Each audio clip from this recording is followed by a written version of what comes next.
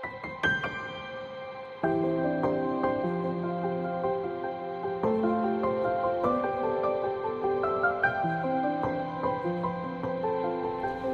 may be seated. Before we have Keith come and talk this morning, you can come ahead, Keith, if you want to. You can come ahead. In my devotion on February 17th, it talked about charity begins at home. And they used the scripture, whoever's kind to the poor lends to the Lord, and he will reward them for what they have done. And that comes from Proverbs 19:17. And also in the devotion, it said, you will always have the poor among you, but you will not always have me. Poverty and hardship will stay with us until the second coming. That's why you have to choose what charity looks like for you. When you give in abundance, remember that everything you have actually belongs to God. You are blessed and often receive much more than you can give. Give what you have, even if it may seem like little. In God's hands, your little becomes a lot, just like the little boy's 5 loaves of bread and 2 fishes. And so I know Keith's going to talk about our gala for sure, and that's coming up March 27th, and there are invitations out on the table. If you've never been to a gala, we have a lot of fun. We have the best food in the county, and we have the most delicious desserts. Michael Glessner is always willing to give us one of his desserts, which goes for thousands of dollars, and last year we actually got Michael's cake, so that was wonderful. But we have a lot of fun at our table, and we would ask you that you would consider that. And as our love offering this year, it goes to Love Inc., and so we would like to present that to you from this church. Love Inc. is very valuable to us. You'll notice the greenery in the windows. It came from Love Inc. The nativity set on the table up front, that came from Love Inc. A lot of things come from Love Inc. that I use here at the church to decorate. So we're glad for Love Inc. And we appreciate you coming this morning, Keith. Thank you very much. Well, we're glad for you. I want to thank you for giving me the opportunity to be here this morning, and I also just want to thank you for the support this church has provided over the years. Over the years I've spoken at a lot of churches, and I often hear people say, we'd love to do more, but we're just a small church. And I've come to realize that God uses small churches incredibly in the community. And this church is an example of that. I don't name names, but there are many faces out there that are very familiar to me for the time they spend serving in the ministry, and that is so important. One of the most important things I'll tell you is God's answer to brokenness in the community is the local church. God will work through his church. And so I want to share with you a little bit about Love Inc. this morning. Love Inc. is a partnership of Christian churches in Mahaska County. I emphasize the word of because we're not a partnership with churches. We are actually founded by local Christian Bible-believing churches back in 1998, and we've been here in the county ever since then. I like to say we're wholly owned and operated by the local church here in Mahaska County. We are an extension of you out into the community, serving our neighbors in need. When I say neighbors today, I'm talking about people that we serve, and that's the phrase that we use, our neighbors in need. The mission of Love Inc. is to mobilize the church to transform lives and communities in the name of Christ. That's a very mission statement-y way of saying we connect the local body of Christ with need in the community. That's number one. And number two, we train, equip, and support church volunteers to meet those needs in a way that helps and does not hurt. You have to train for kingdom work, and we do a lot of training and learning about how best to serve our neighbors. A few years ago, we did a strategic plan, like many organizations do, and during the process of that strategic planning, we developed a vision statement, a bold vision for what we felt we were being called to do here in Mahaska County. Now, when you think of vision, I like to talk about, John F. Kennedy, when he was elected president, he made a vision speech. They call it the moonshot speech. We're going to put a man on the moon and bring him safely home by the end of the decade. This big aspirational thing that mobilized so many people. So with that in mind, we developed our vision for Love Inc. of Mahaska County, and that is to transform the way Mahaska County views and addresses poverty. To transform the way Mahaska County views and addresses poverty. That's our moonshot. That's what we're trying to do. To understand that and get the context of that, I wanted to talk a little bit about the history of poverty in America.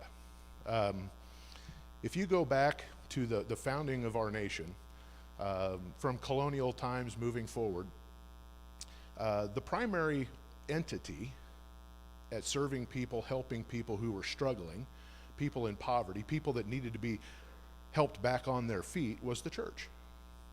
The church was primarily responsible for caring for the poor. And that began to change in 1933 when Franklin Roosevelt was elected president.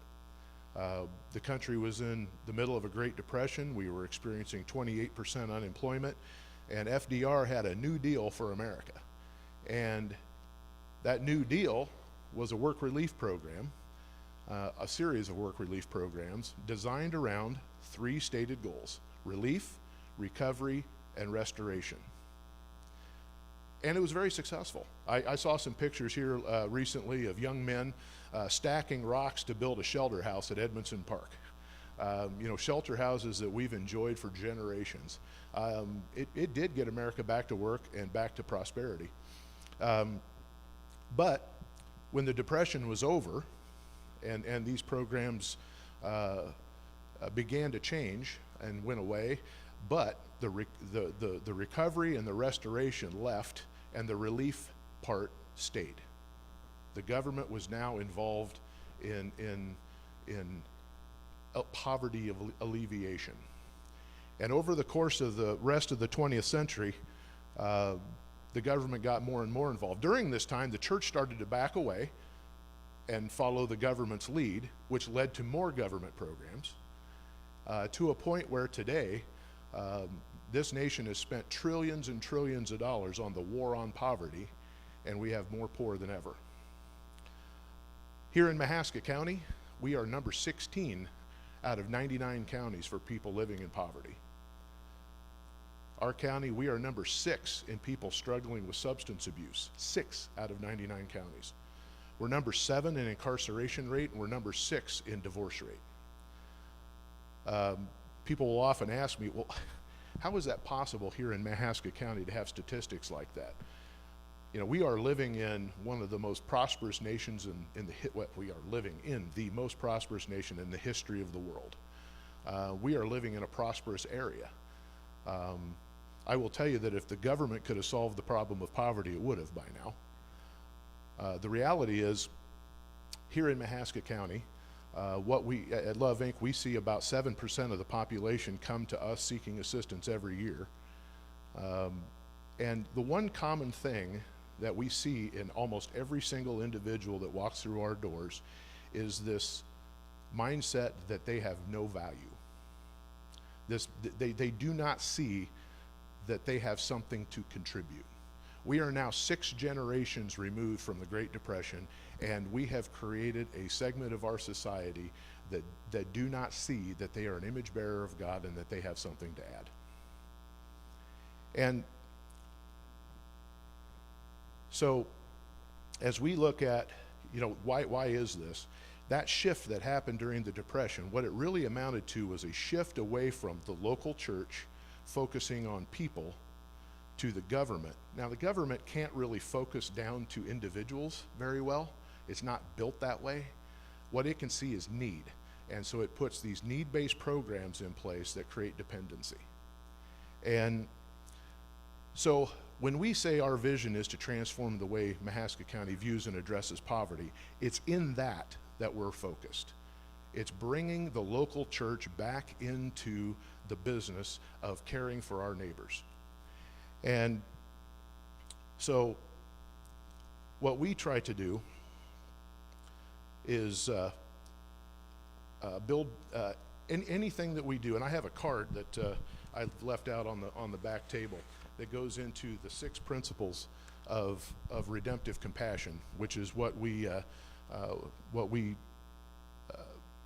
teach. I have a book with me. If you're thinking about a Bible study, this is something that you might be able to consider. But some of the 6 principles of Love Inc. is to see everyone's value. Everyone has something to contribute. The second thing is to invest relationally in others. Church, we have a unique skill set. The church can do something that no other entity can do, and that is walk alongside people in relationships.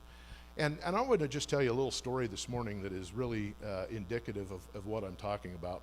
I'm going to call this person David. Susan, that's the name I came up with today. It's not his real name. As of last summer, early fall, David was in jail here in Mahaska County. He had gotten an OWI. He had been engaged in some theft, and he had spent, I think, 6 months in county lockup. During that time, he really hit bottom. Just really distressed about the turns that his life had taken. Methamphetamine use, crime, losing his wife, losing his kids, the whole bit. And during his time in jail, he was witnessed to by someone from one of our local churches here, who's a Gideon. Again, I don't name names, but some of you might be able to figure out who I'm talking about. And he witnessed to him in jail, and David, oops, might as well call him by his name now. Anyway, began to see that what was missing from his life was Jesus Christ. And he committed his life to Christ, and he got out of jail in November, and this person that had been witnessing to him referred him to Love Inc. We were having our Mahaska Connect event at that point in time, like the 7th of November or something like that. And Mahaska Connect, if you're not familiar with it, it's a one-day event we do once a year where we bring in all kinds of services and ministries in the community, and we do we set up in the sanctuary at Fellowship Bible Church booths where people can go and get connected with some of these. We do things like help people get their ID. You know, it's hard to get a job if you don't have an ID. Celebrate Recovery had a booth there. Different housing entities, Love Inc. We have a booth there, and we assign people a guide, and they spend 2 or 3 hours with this guide going around to these different things. And it's just a day that we love on our neighbors. And I think this year we had somewhere around 80 people come through there.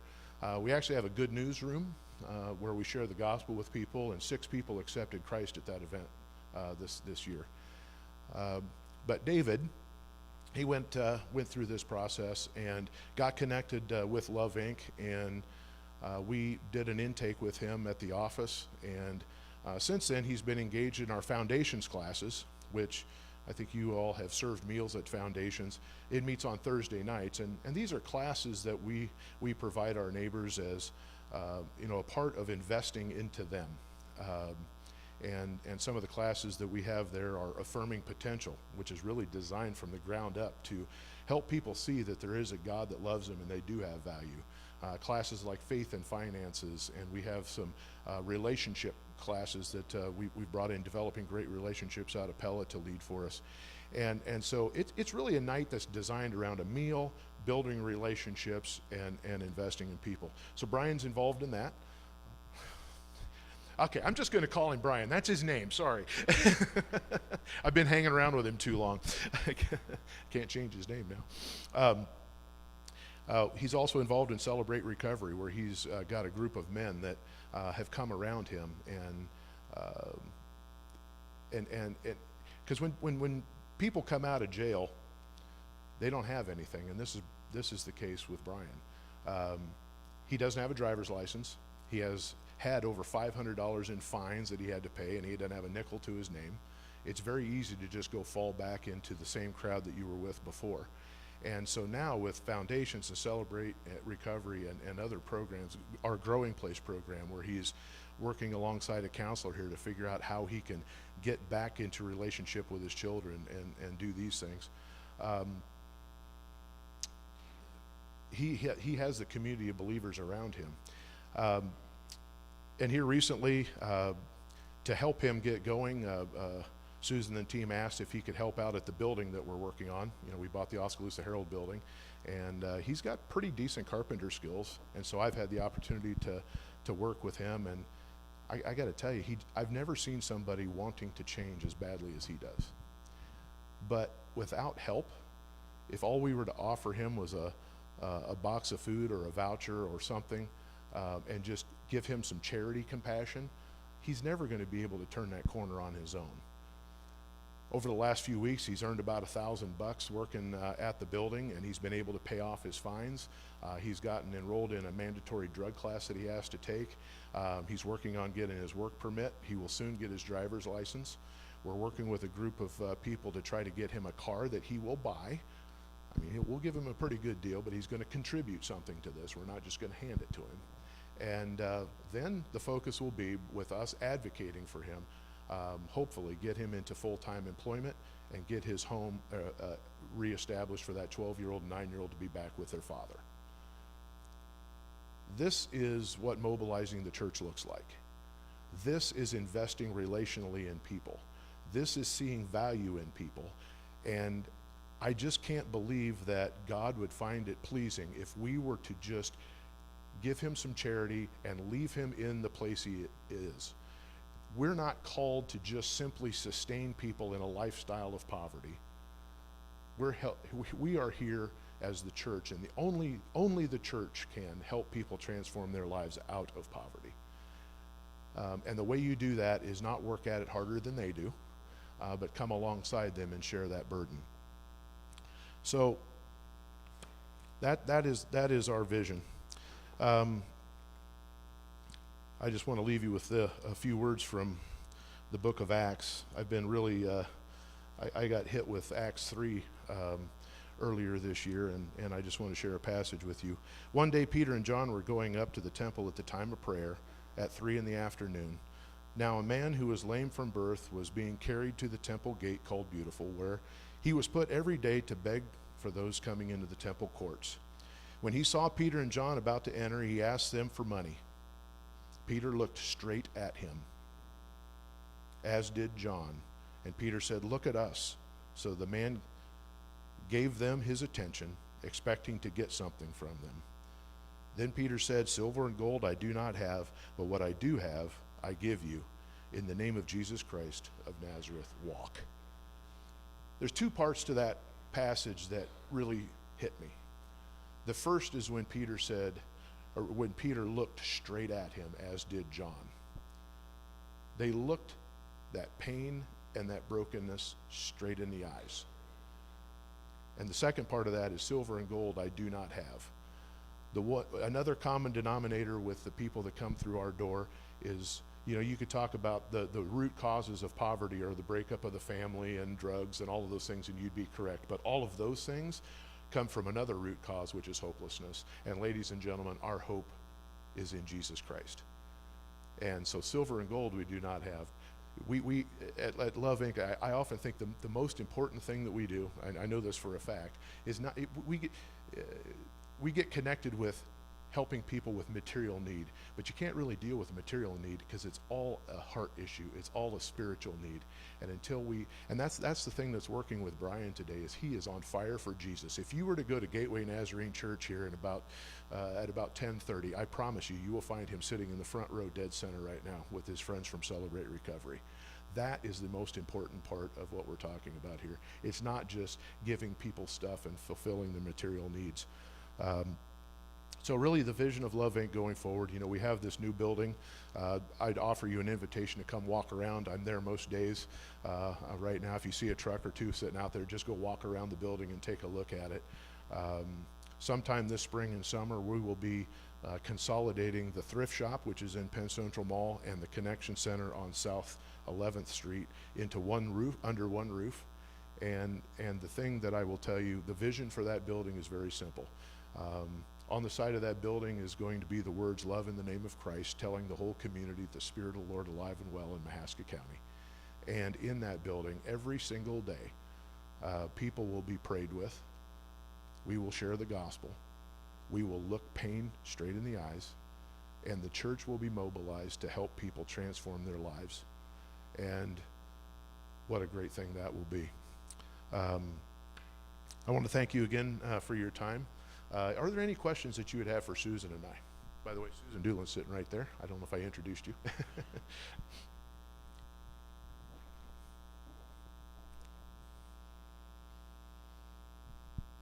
Well, somebody has a question.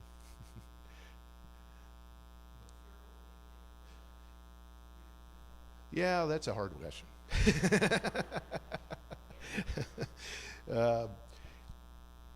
The thrift shop side, those are just really two big rooms. And right now, mud tape and texturing the walls, drywall work is happening. There's not a lot of fixtures that need to be put in, just some bathroom fixtures and that sort of thing.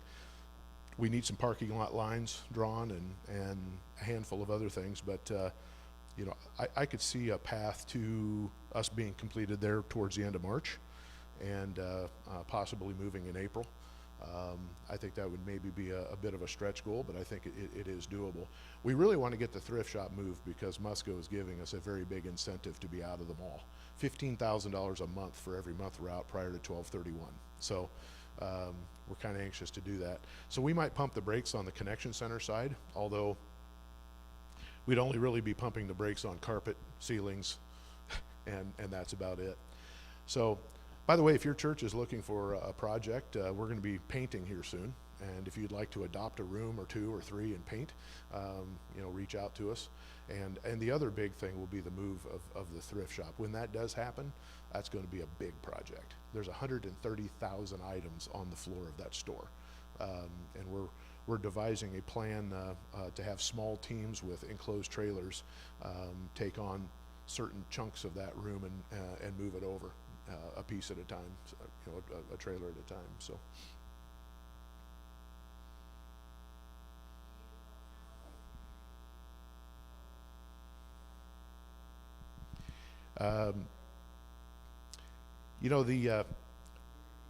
The question is, how many people we've helped and how many lives changed. I could tell you that approximately 15 to 1,700 people every year will reach out to us for assistance. At any given time, we are engaged with about 50 Bryans, in pretty significant relationships. We do 350 or so intakes per year. That's a pretty deep dive into getting to know someone. But in terms of statistics on how many people are success stories, that's hard for us to know. We are in the seed planting business. Sometimes you see it. Some statistics that I would like to start measuring more are crisis to career and families restored. Those are two things that we'd like to start to measure that we haven't in the past. But that reminds me of a story. We had Susan's told this one quite a few times. We had a gentleman coming to us that had a drug problem, and really before we can help somebody, they got to deal with the drug problem. And so he'd come in, and the volunteers and staff would sit down with him, and we'd tell him we'd love to help you, but you got to get to rehab. And they'd visit, and he'd go away, and 2 or 3 weeks later he'd come back, and we'd love to help you, but you need to go to rehab. And then time would go by. This went on and on and on. And several months later, and this has been maybe a year or so ago, we received a call that said, "Who is Love Inc. and why haven't I heard of you?" And it was from a treatment facility in the Quad Cities. And this gentleman had made his way to the Quad Cities, and he had our card in his pocket and said, "These are the only people that ever loved me." Seed planted. We didn't know how that was going to grow. And so, yeah, kind of hard to answer that question, but yep, those are some of the stats. Any other questions?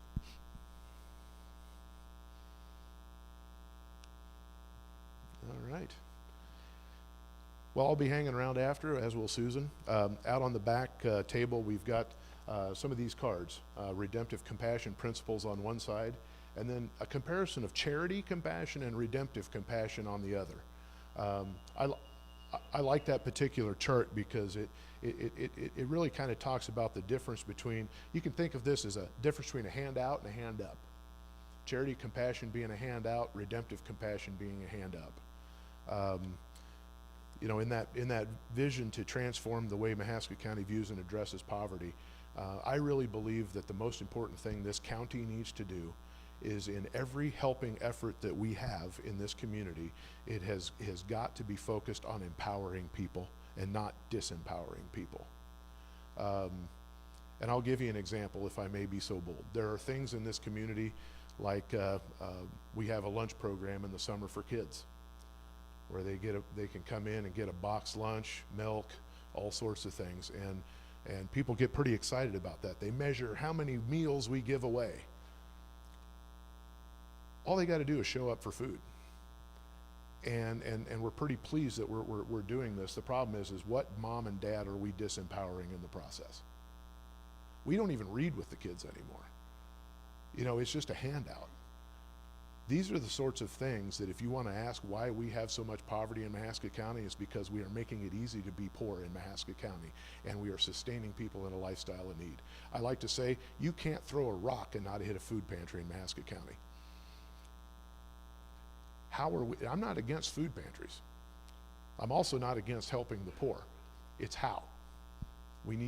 Everything we do needs to be about investing in resources into people, and walking alongside people relationally, and doing less of the charity compassion. So I'd encourage you to pick up that card, and if you would consider maybe doing a study of compassion with redemptive power. That's a good thing you can do inside your church, just to begin to dig deeper and deeper into God's call, the biblical call to holistic help, and how we can transform lives in our community. So once again, I want to thank you for allowing us to be here today, and look forward to visiting you after church.